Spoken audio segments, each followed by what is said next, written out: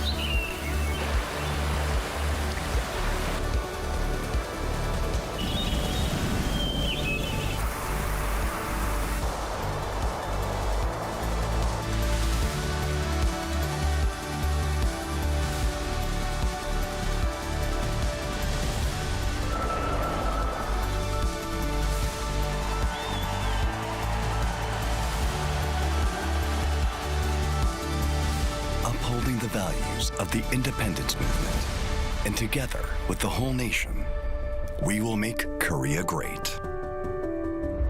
The Independence Hall of Korea.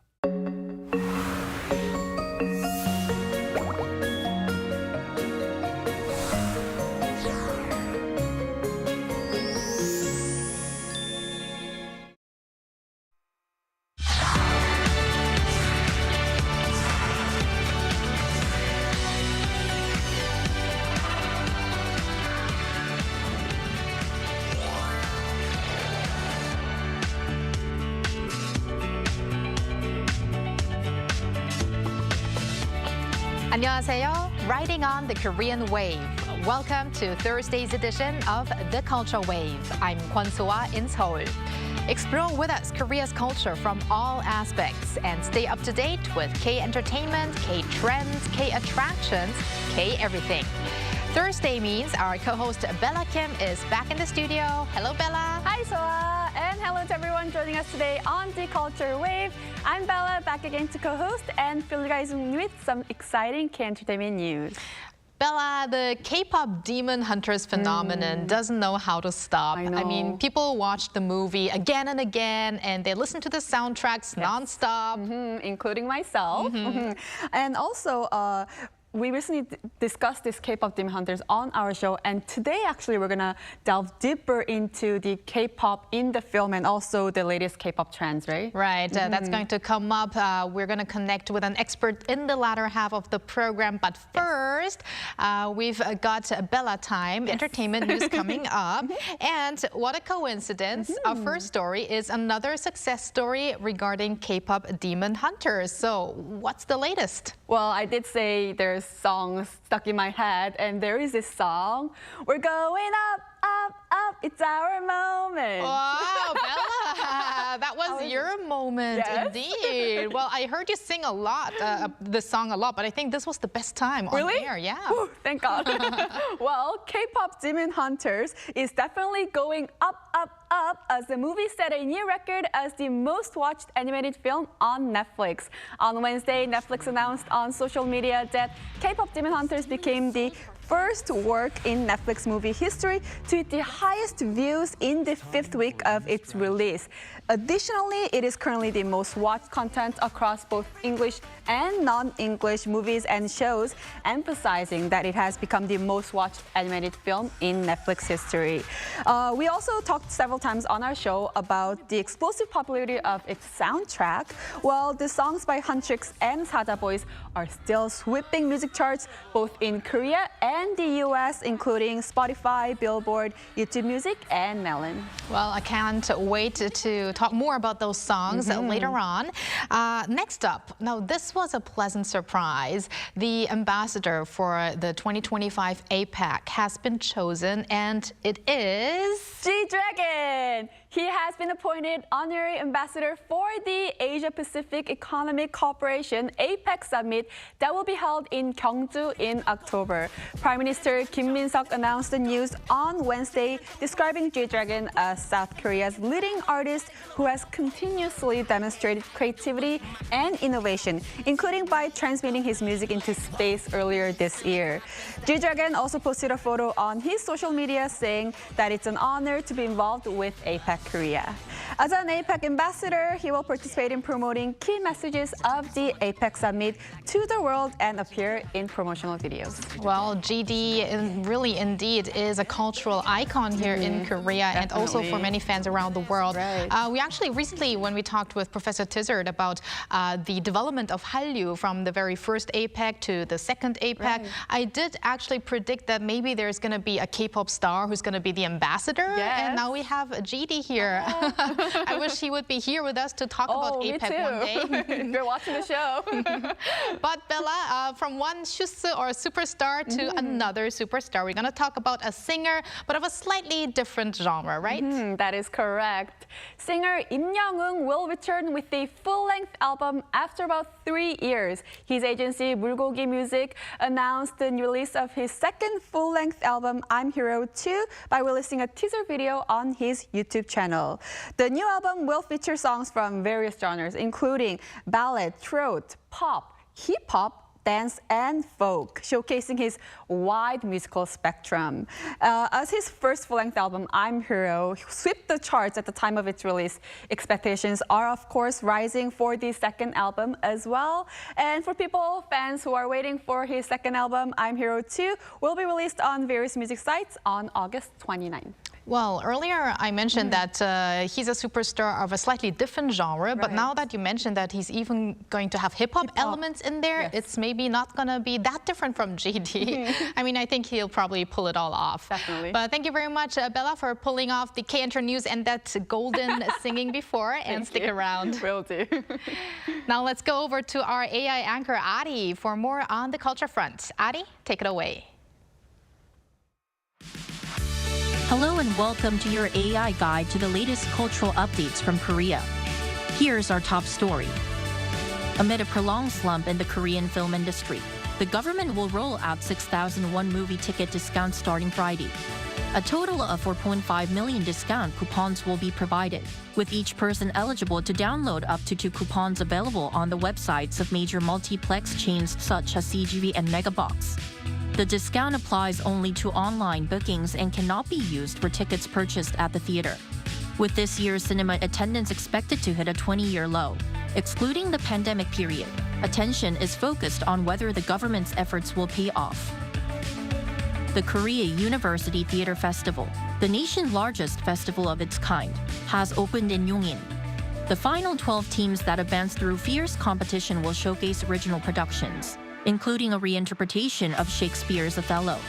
This year's preliminary round drew around 80 teams, with a competitive selection ratio of roughly 7-1.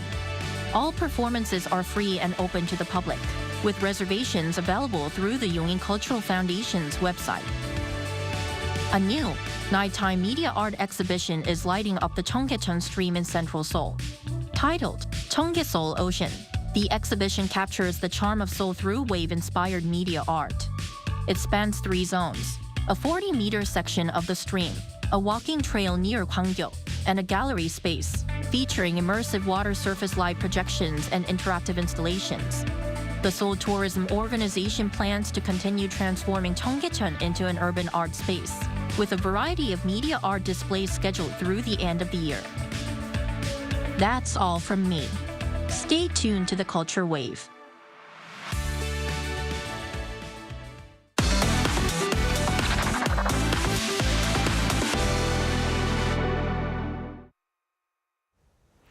It's been around a month since the final season of Squid Game has been released, and it has gained global popularity on par with previous sessions.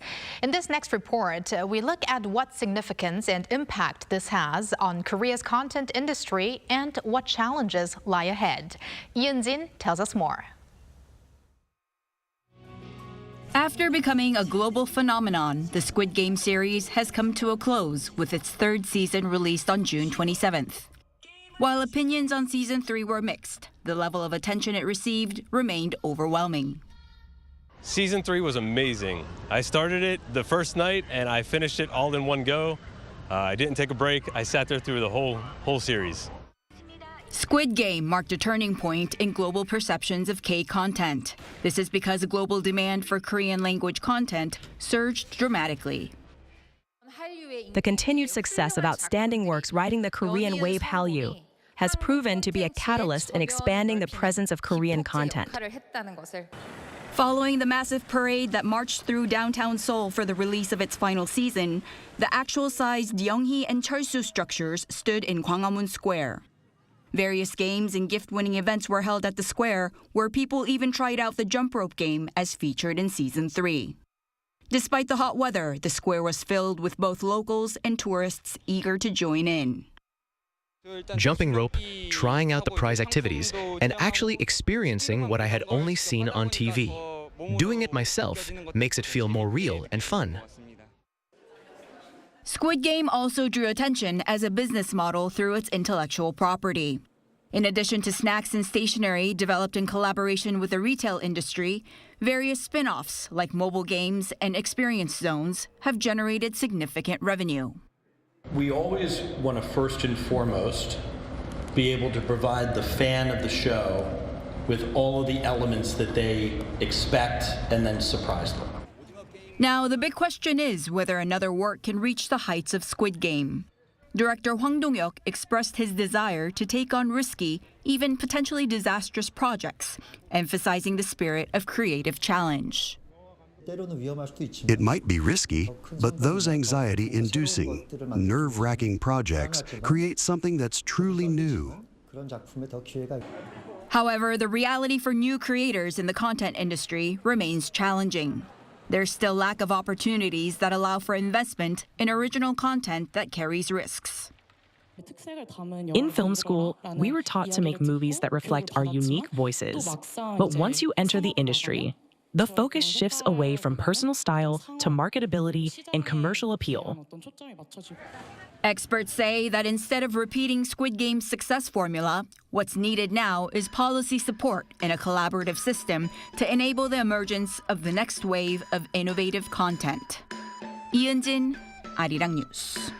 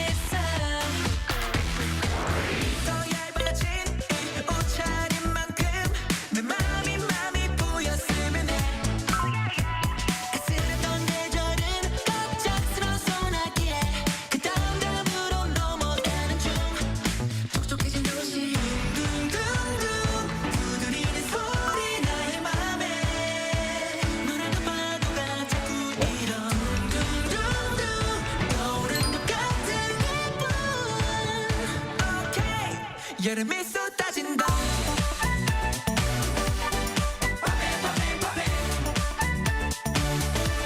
여름이 쏟아진다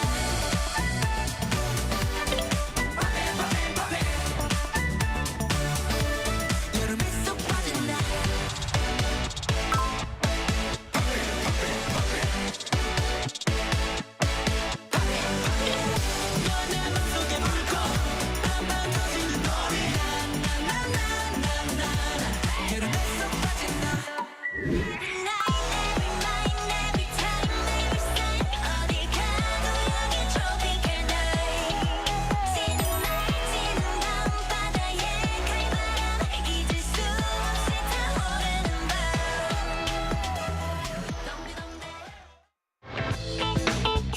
Here's a note to Arirang TV viewers. We are conducting a survey for our programs, including The Culture Wave, to meet our viewers' expectations. Please visit us at www.arirang.com or on the mobile app Arirang TV to give us your valuable feedback. You also have a chance to win some Bluetooth earbuds and K-pop merch. Sometimes soft, sometimes powerful. K-pop music trends change rapidly, driven by listeners' tastes and cultural trends. That's also reflected in the recent Netflix animation hit K-pop Demon Hunters. Now, for more on the K-pop music in this film and the fast-changing K-pop industry trends, we are now connected to our expert Claire Marie Lim, music technologist, artist, and faculty member at Berklee College of Music. Hello, Claire. Hi, Claire. Hi, Soa. Hi, Bella. Thanks for having me. Thanks for being on the show with us today. Now, Claire, it's almost hard to tell whether Huntrix and the Saja Boys are real K-pop idols or not, as the K-pop groups from the animation musical film K-pop Demon Hunters have conquered the Billboard charts, and you can hear people sing along to Soda Pop and Golden, just like Bella did before, now all around the world. So, Claire, do you feel the K-pop Demon Hunters phenomenon around you? Yes, absolutely so. And that was a great rendition, by the way, Bella. But yeah, I remember the very first time. Yeah, I remember the very first time that I saw K-pop Demon Hunters on Netflix, and I immediately thought the show seemed super interesting. Later on, when I was browsing on the internet, I actually realized that a number of the people involved were colleagues in the industry who I had encountered before. So I was really excited. And when I watched the film, I was completely blown away. I enjoyed it so much. And I think what speaks to how big of a phenomenon this all is many of my friends and contacts in the industry and in academia who don't usually follow K-pop, they love the show too, and they were reaching out to me to talk about it. So this was the perfect project for a lot of them to get even more familiar with K-pop. Wow. So who is behind this, hit soundtracks that we're all addicted to? And how have these creators kind of led this song to such success? Yeah, so the short answer is many active and experienced K-pop songwriters, producers, and artists were involved, and I think that directly relates to how successful the songs were. I would say that the songs were able to connect with a wide audience really well, and for multiple reasons. So, of course, the songs were able to function within the plot of K-pop Demon Hunters as a movie, and that helped to move the story forward, which I think is similar to a lot of hit songs from other musicals. In general, like Wicked, for example, just to name a recent movie adaptation. But the songs are also fantastic as standalone pieces. Topically, they speak to universal themes like self-esteem, personal growth, breaking free, forgiveness, which are very relatable. And they are produced in a way that mirrors a lot of current K-pop, where you've got hard, punchy tracks that are delivered really confidently, but you've also got some more laid-back, introspective moments with softer notes from R&B. And then again, you also have just some straightforward, cheerful, and fun pop dance tracks. So going back to the question of who's behind it, it takes a lot of skill to do all that I just mentioned, and I think that's where the songwriting and production team really deserves a huge amount of credit. So many years ago, I actually got to know Ije, who is one of the songwriters on the soundtrack, at an event for artists in New York that I was also attending. And she's the singing voice of the character Rumi in the show as well. But she's such a prolific musician and vocalist who's been actively making K-pop for years for artists like aespa, Twice, Red Velvet, Exit. And that was the case for a lot of the other songwriters and producers involved also. Right. And Claire, I really have to agree with you on that. The songs, they are also really standalone hits because I actually listened to the songs first before I got to watch the movie. So that really shows that these are really K-pop songs that you would listen to on a daily basis. Definitely, it's stuck in our heads. And speaking of these songs, there's a number of Korean lyrics actually involved in these songs, including Golden or Soda Pop and many others. What impact does this Korean lyrics have on the viewers? Yeah, that's a great question. I think the Korean lyrics are an important part of the appeal. And even if it's just a few lines, they really help to keep the songs rooted in the K-pop identity, even when the group is, in this case, animated or if the audience is global, as it has been with this Netflix distribution. And it's funny because in the past, a lot of K-pop fans who are international, they would be used to singing along to Korean parts in K-pop as a part of the experience, even if they don't speak the language fluently. So I do think it creates a sense of connection to Korean culture and the roots of K-pop. I find it very interesting that we have a lot of K-pop artists who have a little bit of English in their lyrics. So that's usually kind of 80% Korean, 20% English. But here we see the other way around happening because it is an American production. We have around 80% English and 20% Korean. So I found that part very interesting. Now, going more into the Korean part of that movie, Maggie Kang, the Korean-Canadian director of the film, did mention that she didn't want this to become a kind of traditional musical movie, but rather one that has real K-pop music that speaks to the K-pop fans. So what are the elements that made the songs real or authentic K-pop? Yeah, so apart from the overall authenticity and spirit that I think the producers and writers brought with their firsthand K-pop experience, like I mentioned just now, there were a couple of elements that did stick out to me as really K-pop in nature. So for example, in terms of musical genre or even subgenre, the styles of all of the songs on the soundtrack can be found in current K-pop, which I think is great. So for example, a song like Takedown with a halftime breakbeat groove and influences from trap and bass music, that has a really similar sonic palette to songs by Blackpink or NCT 127 or Baby Monster, and even KDA, which is the virtual girl group from League of Legends, and a song like Soda Pop that has a 4-on-the-floor groove with influences from house music, dance music, as well as bubblegum pop. That is really similar to tracks that have been released by BTS and Twice and Astro, just off the top of my head.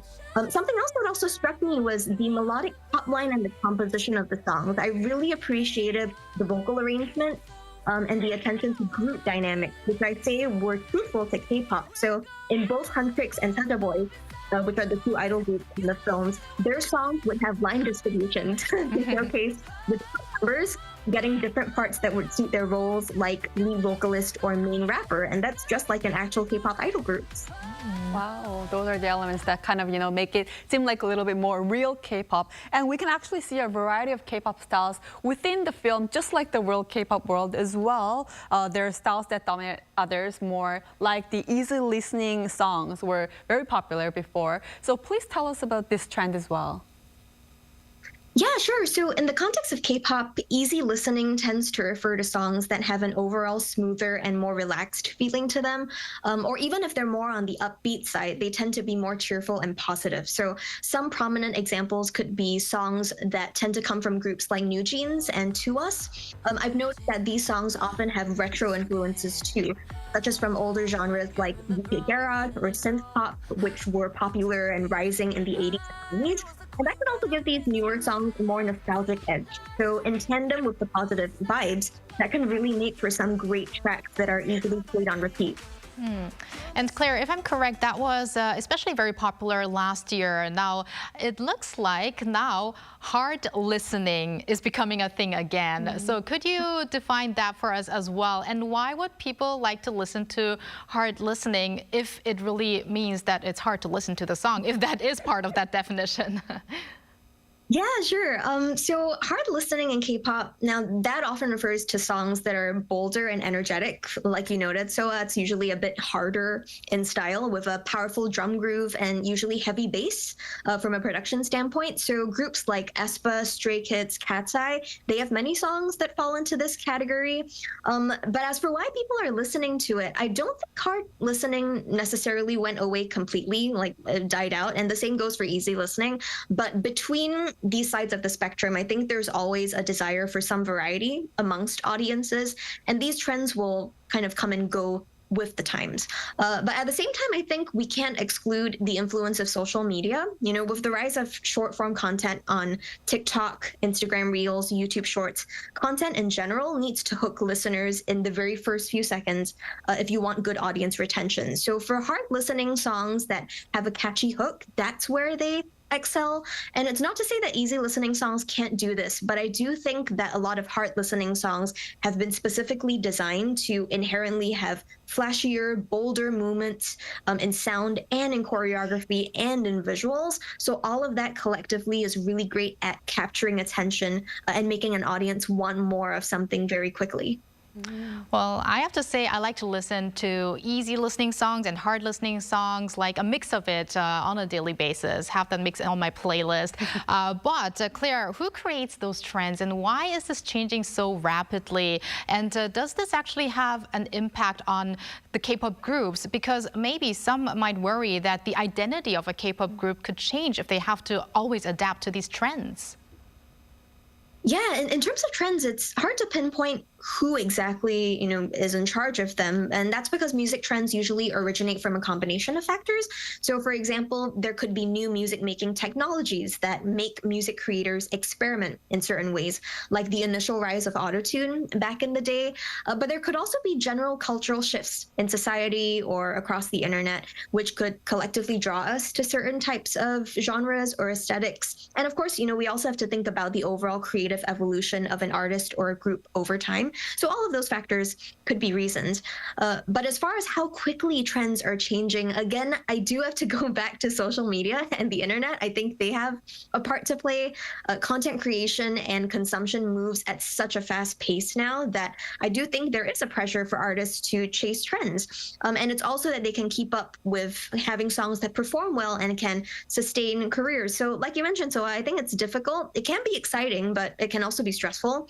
And, in the frenzy of trying to adapt to musical trends, it can be hard for some K-pop artists to have a very clear sonic identity. So ultimately, I think that's one of the biggest challenges today that many K-pop artists are facing. This balance of trendiness, yes, but also staying true to your artistry and being musically authentic. A lot of tasks ahead for all of those K-pop groups and also the fans. I mean, the fans have to be really quick to, for their challenges, when they have those dance challenges, a new song comes out and they have to put those reels, those short form videos of their favorite K-pop group onto their social media. So everything's moving fast, but I'm happy that we have all those diversity of K-pop songs with us. And thank you very much, Claire, for your insights, and have a great rest of the week with a lot of K-pop music. Thanks, same to you as well. Thank you. And thank you, Bella, as always. So we're going to see you back tomorrow. Yes, I'll see you back tomorrow. Thank you for spending the past half an hour with us on the Culture Wave. And please join us again tomorrow on Friday at 2 p.m. Korea time and maybe one day here in Korea.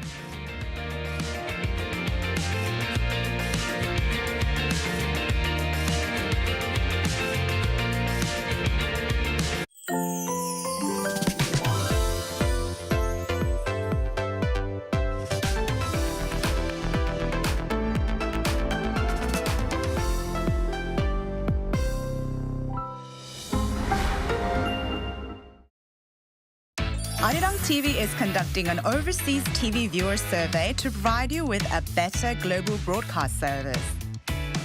Share your valuable feedback on the Arirang TV website www.arirang.com or mobile application.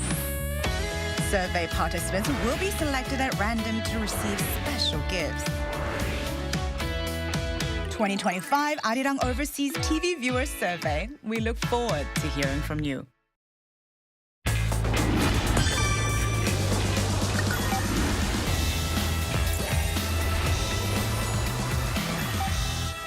Are you curious about Korean cultural heritage? If you are a fan of Korean culture and history, listen up. Korean cultural heritage is based on a 5,000-year history. The whole country is like a massive museum because it possesses such diverse cultural properties. Let's not wait any longer and take a look. First, for beginners. For those who are not familiar with Korea, let's start with the world-famous list. You can see how Korea's beautiful traditional patterns and historical features have been preserved. And don't forget to experience Korea's intangible cultural heritage. From Gangang-sule to Taechum, there's just so many exciting cultural heritages to experience.